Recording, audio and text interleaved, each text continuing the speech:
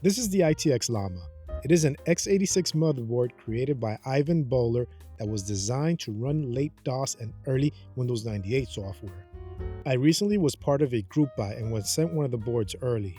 This video is going to be a quick overview of the Llama, and I'll also be setting it up. I will be posting more videos regarding the ITX Llama for things like installing Windows 3.1, Windows 98, and using other hardware features of the ITX Llama. Right now, the ITX Llama is out of stock for this group buy, but you can join the Discord to find if other group buys are going to be arranged in the future. Let me tell you about some of the main features of this board. The motherboard is powered by a Vortex 86 system on module. It contains an x86 CPU that's about equivalent to a Pentium 233MHz MMX CPU, and also contains 128 megabytes of built-in RAM. This system on module is an optional add-on when purchasing the motherboard. The audio is powered by this Crystal CS4237B chip. It provides AdLib Sound Blaster Pro 2 and Windows Sound System compatibility. There are also more audio options. If you prefer to use a real OPL3 chip, there is the option to obtain an OPL3 module, which you can insert here. If you want wavetable audio, there are two options. You can install a wavetable daughterboard here. The website has the Dream Blaster XHES wavetable module for sale, specifically for this port. The other option for wavetable audio is using a Raspberry Pi running the MT32Pi kernel. This kernel converts a Raspberry Pi into a software synthesizer that emulates a Roland MT32 sound module, or you can emulate other sound modules by just uploading the appropriate sound font. There is an ATX power connector here, so you can connect the board to a standard computer case, a SATA port to connect an SSD, mechanical hard drive, or optical disk drive. Over here, we have a serial to Wi-Fi modem for logging into BBSs, dial-up internet in Windows, and other network connections. Here we have the PC speaker, and this identical looking speaker is used as a hard drive clicker. So when the SD card is being accessed, you get that classic hard drive click sound. Down here, we have the micro SD card slot. You could install an operating system on the micro SD card and run everything directly from there. And for video, you do need to provide your own AGP video card.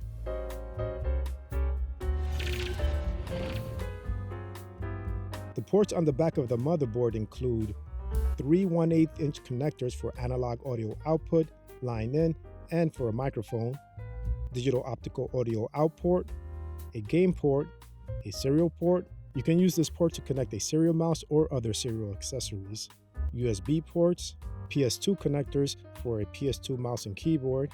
The motherboard also allows you to use a USB mouse and keyboard on operating systems that do not support USB. So don't worry, you will not be required to use a PS2 mouse or keyboard if you plan on using the DOS operating system. There are more USB ports and an Ethernet port for networking. It's a 100 megabits per second port. I haven't found a case to use with the ITX Llama yet, but Discord user AmiJimmy is developing a case specifically for the Llama.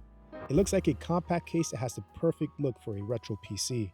But in the meantime, I'm going to be temporarily using this case I have. It's for a NAS I'm planning to build in the future. So for now, I'm going to be using it with the ITX Llama. On the back of the case, you can see that there is space for a video card. The power supply I'm currently using is this Silverstone 500-watt PSU. It's overkill for the Llama, but there will still be no issues using a high wattage power supply. This case setup is only temporarily anyway. For the video card, I will be using a 3DFX Velocity 100 card. It is a Voodoo 3 class video card and has a VGA connector. Unfortunately, the video card could not fit onto the case. Removing the metal plate on the video card that gets screwed to the case fixes the issue, and I can insert the card just fine.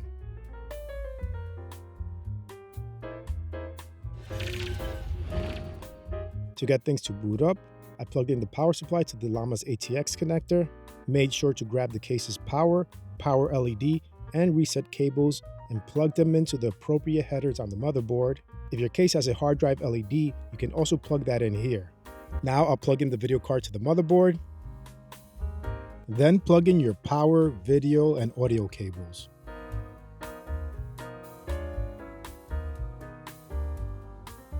And make sure you have a micro SD card inserted. You're ready to boot up.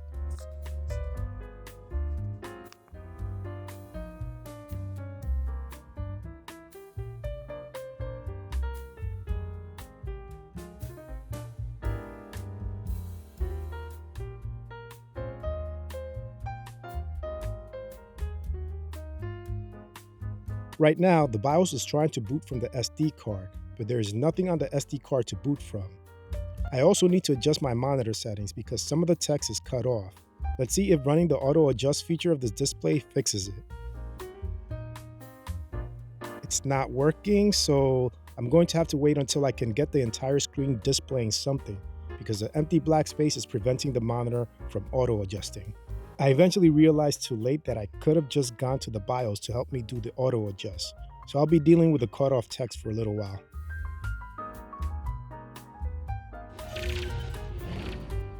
In this video, I'll be setting up DOS on the SD card. There'll be other videos that I post installing other operating systems, but let's set up DOS now. To set up the SD card, I need to enter the boot menu and boot from the ITX Llama's built-in virtual floppy that contains a Windows 98 DOS boot disk. I'll reset the Llama, and when I see the press F1 for setup or press escape key for boot menu, I'll just hit the escape key. I get the option to boot from the virtual floppy or SD card. I'll choose the virtual floppy by hitting the number 2. I now get a Windows 98 boot menu. I'll choose the Start Computer Without CD-ROM Support option since I don't have an optical drive installed. I'm taken to a DOS prompt. Now to set up the SD card, I'll run the fdisk command. I'll enable large disk support. Since we are currently running DOS version 7.1 from Windows 98 SE, I will be able to use the full space of the 64GB SD card I'm using. It looks like an NTFS partition was detected on the SD card. I'm just going to hit Y. I'm going to delete the partition anyway. Now I'll hit 3 for deleting the partition, and I'll hit 1 for deleting the DOS partition. Oh wait, I forgot it's an NTFS partition on the SD card and not a DOS partition. I'll start over on that menu and I'll hit 4 instead to delete the non-DOS partition. I'll choose partition number 1 now, yes to continue, and the partition is deleted. Now I'll hit 1 to create the partition, 1 again to create primary partition, and wait for drive integrity verification.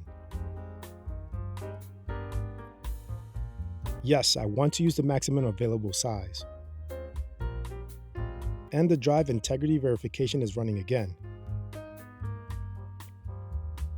And now the partition is finally created. I have to restart the computer for the changes to take effect. Keep in mind that the SD card is still not bootable yet. We're going to take care of that after the restart. I'll bring up the boot menu again and choose the virtual floppy disk. Start Computer Without CD-ROM Support. Now to make this SD card bootable, I'll first type fdisk space /mbr. This will copy the master boot record to the SD card. And now I'll format the SD card by typing format C:/ space /s. The /s means that system files will also be copied to the drive. I'll proceed with the format. And it's formatting. You can see that there will be around 60 GB of space available. That's plenty of space for lots of DOS games. The formatting is done. I'll label the SD card as ITX DOS. And the SD card is now bootable. I can now insert it into any PC and copy DOS games to it. I'll do that now and come back to show you some games running.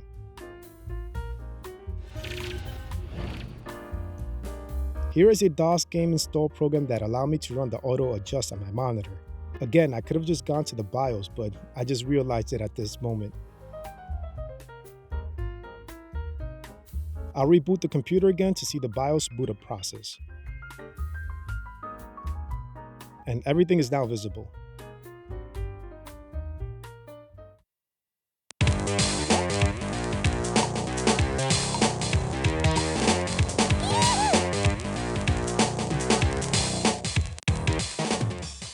Okay, so now I'll run some game demos to show off how things run. I also plan on doing several videos configuring different features of the ITX Llama and installing different operating systems like Windows 3.1 and Windows 98. So make sure you subscribe to be notified when these videos come out.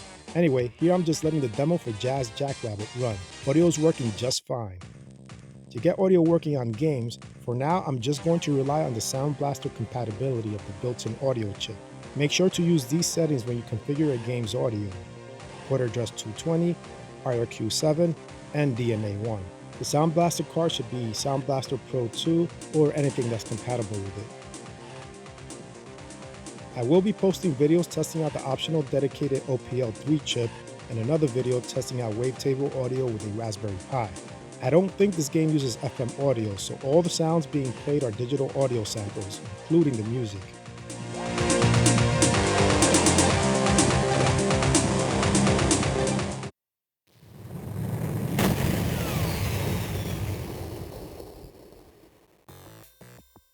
Now I'm letting the Duke Nukem demo run. I'm getting really low FM audio output. Increasing the volume of the game settings helped a little.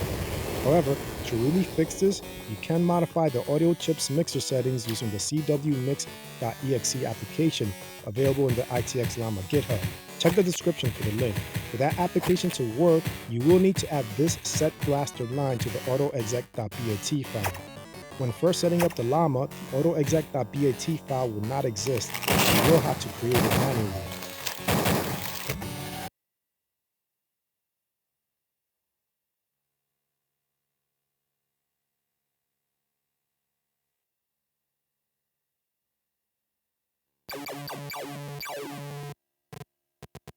Now here I am planning the original Duke Nukem to test out PC speaker sound. PC speaker audio comes out from both the built-in PC speaker on the motherboard and out of any speakers connected to any of the audio output ports. I'm currently using a keyboard to play the game and it's not so comfortable playing it now. I do have a Gravis gamepad arriving soon which will make playing games easier.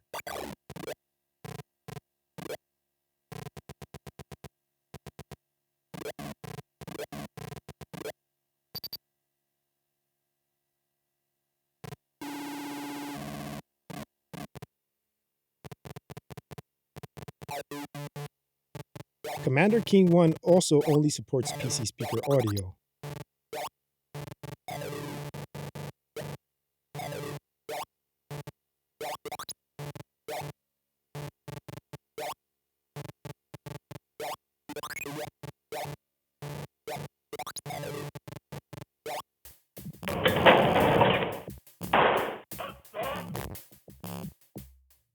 Here's some Wolfenstein 3D gameplay.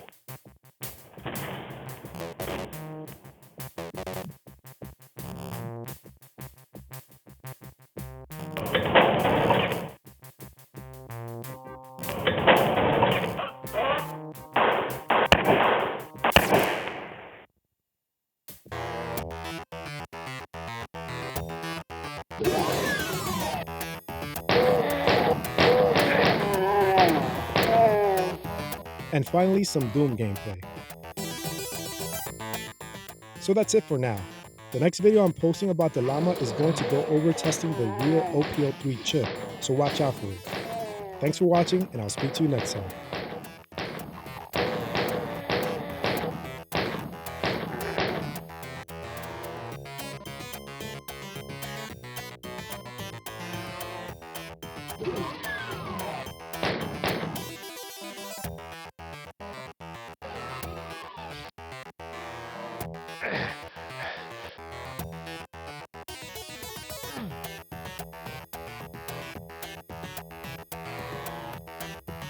You